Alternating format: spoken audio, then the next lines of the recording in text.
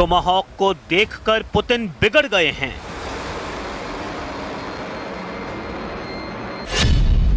Tomahawk को देखकर Putin उखड़ गए हैं।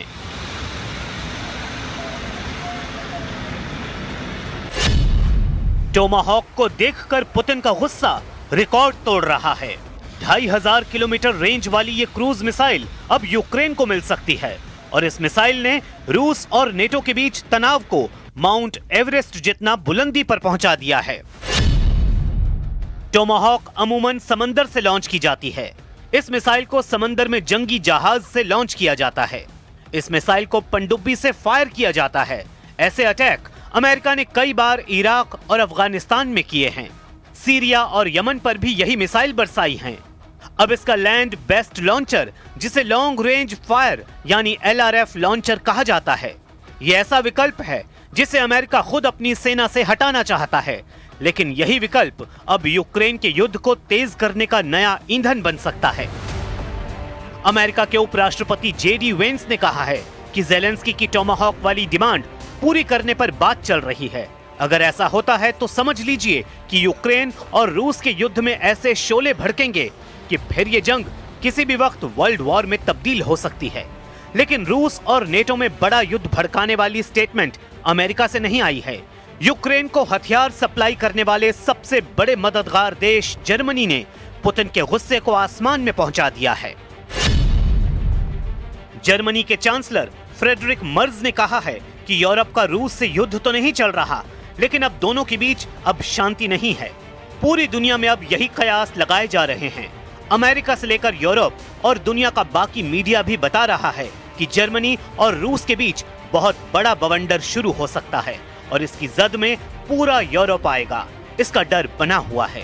जर्मन चांसलर फ्रेडरिक मर्ज ने कहा कि रूस का युद्ध हमारे लोकतंत्र के खिलाफ है, हमारी आजादी के खिलाफ है और अब पुतिन पूरे नेटो की एकजुटता को आजमा रहे हैं। साफ है कि फ्रेडरिक मर्ज बता रहे हैं कि नेटो और रूस के बीच युद्ध के हालात बन रहे हैं। जर्मनी का हैम्बर्ग फ्रिगेट डेनमार्क पहुंच गया है। डेनमार्क में यूरोपीय संघ की शिखर वार्ता के दौरान बड़ा खतरा रूस बन गया है। डेनमार्क को डर है कि रूस के ड्रोन घुसपैठ करेंगे, यूरोप को चैलेंज करेंगे। डेनमार्क को पहले ही ड्रोन घुसपैठ की वजह से अपने हवाई अड्डे बंद करने पड़े थे। यही वजह है कि 5800 टन का यह फ्रिगेट, जो SM-2 मिसाइल डिफेंस और हार्पून एंटीशिप मिसाइल से लैस है, उसे जर्मनी ने डेनमार्क की राजधानी कोपेनहेगन के बंदरगाह पर पहुंचा दिया है।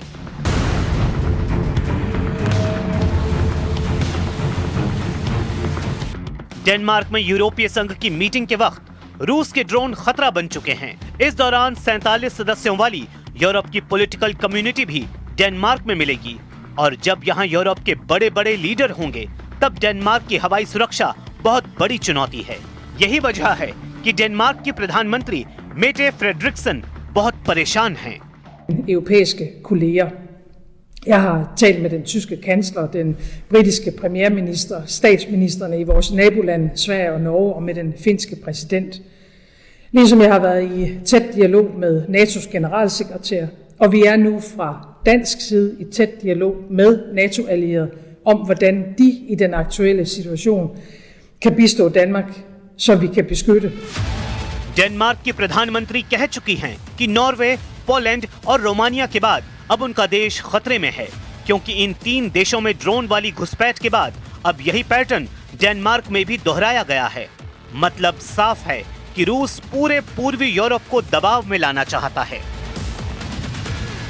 जर्मनी ने पुतिन को भड़काने वाला एक और कदम उठाया है। जर्मनी के रक्षा मंत्री बोरिस पिस्टोरियस ने लिथुआनिया जाकर रूस को आमने सामने युद्ध के लिए ललकारा है। जर्मन रक्षा मंत्री ने कहा है कि बाल्टिक देशों को बचाने के लिए उनका देश तैयार है और जर्मनी इस इलाके में रूस को मुंहतोड़ जवाब देगा।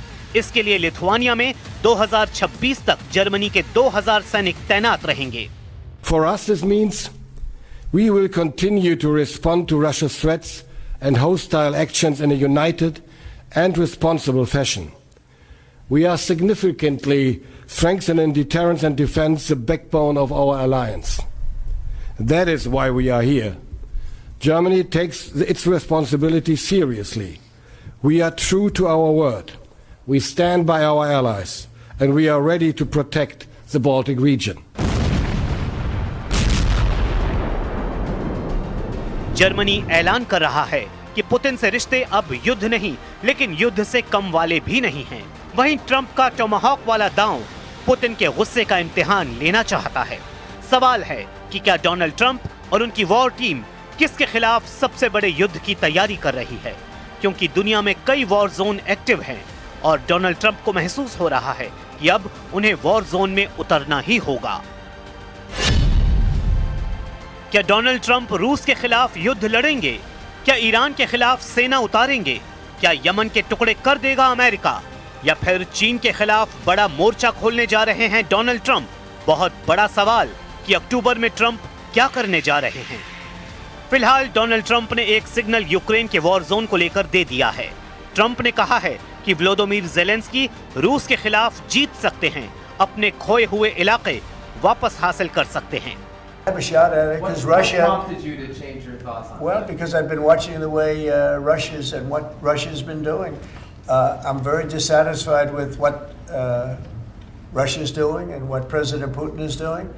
I haven't liked it at all. He's killing people for no reason whatsoever, and they are doing very poorly considering they have put it all out on the line.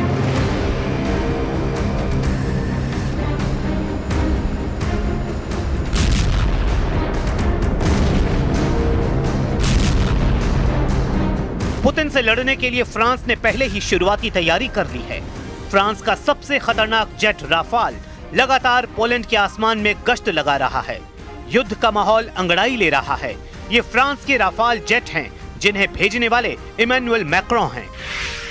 अब पुतिन से टक्कर लेने के लिए इमैनुअल मैक्रों पूरी तरह सामने आ गए हैं। फ्रांस दावा कर रहा है कि नेटो को रूस से वो बचाएगा।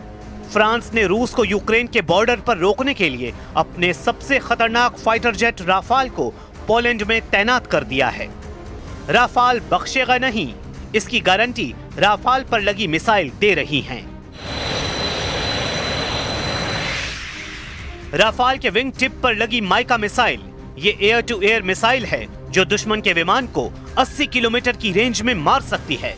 जब दूसरा राफाल पलटता है तो उसकी विंग्स के नीचे नजर आती है मैजिक सुपर 530 मिसाइल। इसकी रेंज है 40 किलोमीटर, यानी लंबी और छोटी दूरी।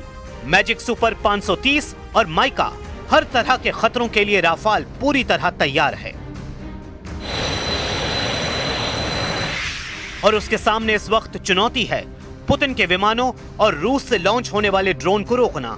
ये बात मैक्रों भी जानते हैं और इस बात से डोनाल्ड ट्रंप भी बहुत अच्छी तरह वाकिफ हैं कि एक बार पुतिन ने यूक्रेन के बाद नेटो की तरफ कदम बढ़ाया तो पहला हमला बाल्टिक देशों या फिर उनके दक्षिण में पोलैंड पर होने का खतरा है और फिर आगे की राह पुतिन खुद तैयार कर लेंगे।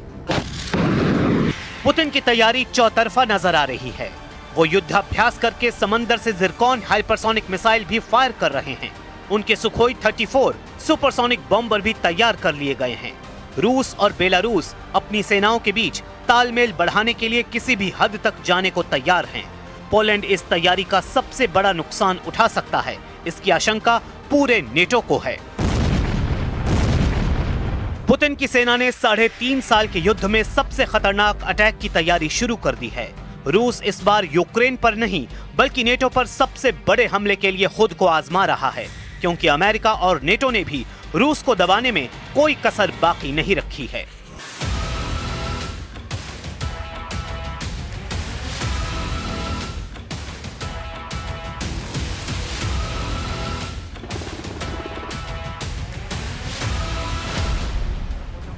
जेडी वेंस ने जब से यूक्रेन के लिए टोमाहॉक का नाम लिया है, पुतिन का मूड बिगड़ गया है। ज़ेलेंस्की ने जब से अमेरिका से टोमाहॉक मांगी है, पुतिन यूक्रेन को लगातार बड़ी सजा देना चाहते हैं। टोमाहॉक के ऐसे वीडियो यूक्रेन का हौसला बढ़ा सकते हैं, लेकिन वो ये भी जानता है कि पुतिन का गुस्सा अब रिकॉर्ड तोड़ रहा